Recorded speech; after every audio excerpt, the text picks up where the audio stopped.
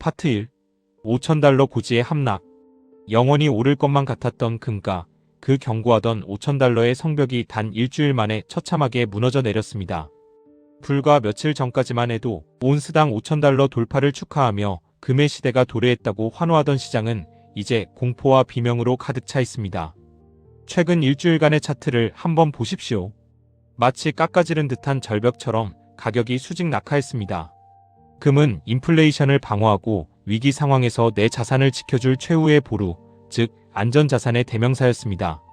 그런데 지금은 어떻습니까? 오히려 그 어떤 위험자산보다도 가파르게 추락하며 투자자들의 계좌를 붉게 물들이고 있습니다. 금은 배신하지 않는다는 믿음으로 고점에서 진입했던 수많은 개인 투자자들은 지금 당혹감을 감추지 못하고 있습니다. 전쟁 리스크도 여전하고 물가도 불안한데 왜 대체 금값만 이렇게 떨어지는 거지라는 의문이 머릿속을 떠나지 않으실 겁니다. 하지만 여러분, 이 혼란스러운 폭락장의 배후를 추적하다 보면 단 한 명의 이름과 마주하게 됩니다. 바로 미 재무부의 수장 스콧 베센트입니다. 시장의 생리를 누구보다 잘 아는 헤지펀드 매니저 출신의 이 전략가가 입을 열자마자 경고하던 금값의 둑이 터지기 시작했습니다. 오늘 영상에서는 단순히 금값이 떨어졌다는 뉴스를 전해드리는데 그치지 않겠습니다. 베센트 재무장관이 왜 이 타이밍에 금시장을 정조준했는지, 그리고 이 폭락이 그가 그리는 거대한 경제 시나리오 속에서 어떤 의미를 갖는지 그 잔혹한 진실을 파헤쳐 보겠습니다. 지금 당장 내 금을 팔아야 할지 아니면 이 공포를 기회로 삼아야 할지 고민 중이시라면 오늘 영상 끝까지 주목해 주십시오. 5,000달러 고지를 함락시킨 주범, 그리고 그가 감추고 있는 약달러의 역설을 지금 바로 공개합니다. 파트 2.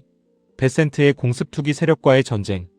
금값 5,000달러라는 난공불락의 요새를 무너뜨린 결정적 한방, 그것은 지표도 전쟁 소식도 아닌 스콧 베센트 미 재무장관의 입에서 터져나왔습니다. 그는 최근 폭스뉴스와의 인터뷰에서 작정한 듯 금시장을 정조준했습니다. 베센트 장관은 현재의 금값 상승을 두고 이렇게 정의했습니다. 이것은 전형적인 투기적 급등, 즉 스페큘레이티브 블로우 오프 상태다. 여러분, 이 말의 무게를 느껴보십시오. 세계 경제의 자금줄을 쥐고 있는 미국의 재무장관이 공식 석상에서 특정 자산을 가리켜 거품이라고 낙인을 찍어버린 겁니다. 베센트가 누구입니까? 그는 전설적인 투자자 조지 소로스의 오른팔이자 시장의 생리를 뼛속까지 꿰고 있는 헤지펀드 매니저 출신입니다.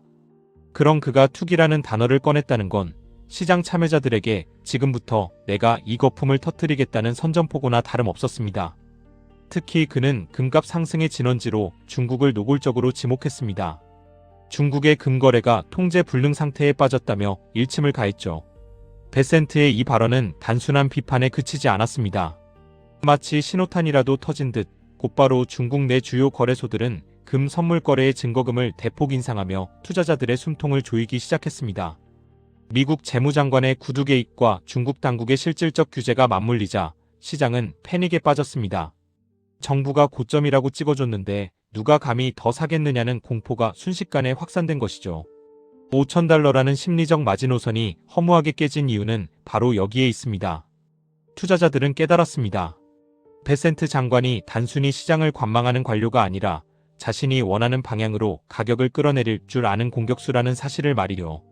그는 지금 금시장에 몰려든 전 세계 투기 세력의 뺨을 때리며 경고하고 있는 겁니다. 내 허락 없이 선을 넘지 마라고 말입니다. 그렇다면 베센트는 왜 하필 지금 이토록 잔혹하게 금값을 두들겨 패고 있는 걸까요? 단순히 투기를 잡기 위해서일까요? 아니면 그 이면에 우리가 모르는 거대한 설계가 숨겨져 있는 걸까요? 파트 3. 약달러를 원하는데 왜 금값은 떨어지나? 자, 이제 가장 중요한 의문에 답할 차례입니다. 베센트 장관은 평소 저금리와 약달러를 지향하는 인물로 알려져 있습니다. 상식적으로 금리가 내려가고 달러 가치가 떨어지면 금값은 천장을 뚫고 올라가야 정상입니다. 그런데 왜 시장은 그의 등장과 함께 정반대로 움직이고 있는 걸까요? 여기에 바로 베센트가 설계한 치밀한 역설이 숨겨져 있습니다. 베센트 장관이 밀어붙이는 이른바 333 플랜을 기억해야 합니다. GDP 성장률 3%, 재정 적자 3%, 그리고 하루 석유 생산량 300만 배럴 증산. 이 야심찬 계획의 핵심 동력은 결국 낮은 금리입니다. 미국 정부의 막대한 부채 이자를 감당하고 경제를 부양하려면 금리를 반드시 낮춰야만 하죠. 하지만 베센트는 영리한 헤지펀드 매니저 출신입니다. 그는 알고 있습니다. 시장에 투기 거품이 가득한 상태에서 금리를 섣불리 건드렸다간 자산 가격이 통제 불능으로 치솟아 인플레이션이라는 괴물을 다시 깨울 수 있다는 사실을 말이죠. 그래서 그는 금리 인하라는 본격적인 카드를 꺼내기 전 시장의 기대 인플레이션을 꺾어놓는 작업에 착수한 겁니다. 그 첫 번째 타겟이 바로 금이었습니다. 베센트가 금값을 투기라고 비난하며 억누르는 것은 역설적으로 그가 원하는 저금리 시대를 열기 위한 사전 정지 작업입니다. 금값에 낀 과도한 공포와 투기 자금을 미리 털어내야만 향후 금리를 낮추더라도 시장이 발작하지 않고 안정적으로 움직일 수 있기 때문입니다. 또한 그는 최근 강한 달러를 지지한다는 발언을 쏟아내며 시장을 교란시키고 있습니다. 트럼프 정부의 수출 경쟁력을 위해서는 결국 달러 약세가 필요하지만 지금 당장은 미국 국채로 전 세계의 돈을 끌어모아 재정 적자를 메워야 합니다. 미국 경제는 강력하고 달러는 건재하다는 신뢰를 주기 위해 안전자산의 경쟁자인 금을 의도적으로 깎아내리고 있는 것이죠. 결국 지금의 금값 하락은 베센트가 추구하는 약달러 저금리로 가기 위한 일종의 독소 제거 과정입니다. 그는 지금 금값을 죽이려는 것이 아닙니다. 자신이 주도하는 새로운 경제 질서 아래에서 금이 통제 가능한 범위 내에 머물도록 길들이고 있는 겁니다. 베센트의 시나리오대로라면 이 폭풍 같은 하락이 끝난 뒤 금은 다시 움직이기 시작할 겁니다. 하지만 그때의 상승은 지금 같은 광기 어린 투기가 아니라 철저히 베센트의 설계도 안에서 움직이는 질서 있는 상승이 될 가능성이 높습니다. 그렇다면 투자자인 우리는 이 하락의 끝에서 무엇을 준비해야 할까요? 베센트가 가리키는 손가락 끝에 우리가 잡아야 할 진짜 기회가 숨겨져 있는 건 아닐까요? 파트 4. 위기인가 마지막 매수 기회인가? 자, 이제 결론을 내려보겠습니다. 지금 우리가 목격하고 있는 금값의 폭락은 끝없는 추락의 시작일까요? 아니면 다시는 오지 않을 마지막 탑승 기회일까요? 분명한 것은 지금의 하락이 단순한 시장의 변덕이 아니라는 점입니다. 베센트 재무장관이라는 거물이 직접 등판의 투기를 선언한 정교한 가격 다지기 국면입니다. 전문가들은 단기적으로 금값이 온스당 4,800달러, 깊게는 4,500달러 선까지 추가 조정받을 수 있다고 경고합니다. 차트상의 심리적 마지노선이 무너진 만큼 당분간은 떨어지는 칼날을 찾기보다 바닥이 다져지는 것을 확인하는 인내심이 필요한 시점입니다. 하지만 여기서 우리가 놓치지 말아야 할 본질이 있습니다. 베센트 장관이 그토록 원하는 저금리와 약달러는 결국 금의 가치를 다시 끌어올릴 수밖에 없는 가장 강력한 연료라는 사실입니다. 그는 지금 금을 파괴하려는 것이 아니라 더 큰 경제 플랜을 위해 금값을 잠시 진정시키고 있을 뿐입니다.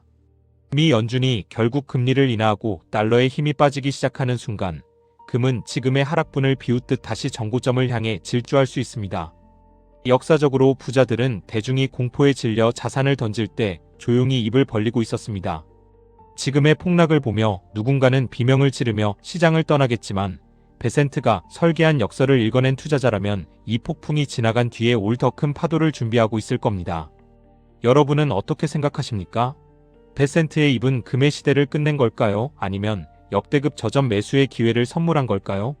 오늘 영상이 여러분의 자산을 지키고 키우는데 작은 이정표가 되었기를 바랍니다. 시장이 흔들릴수록 본질에 집중하십시오. 오늘 내용이 도움되셨다면 구독과 좋아요, 댓글 부탁드리고요. 여러분의 소중한 의견을 댓글로 남겨주세요. 시청해주셔서 감사합니다.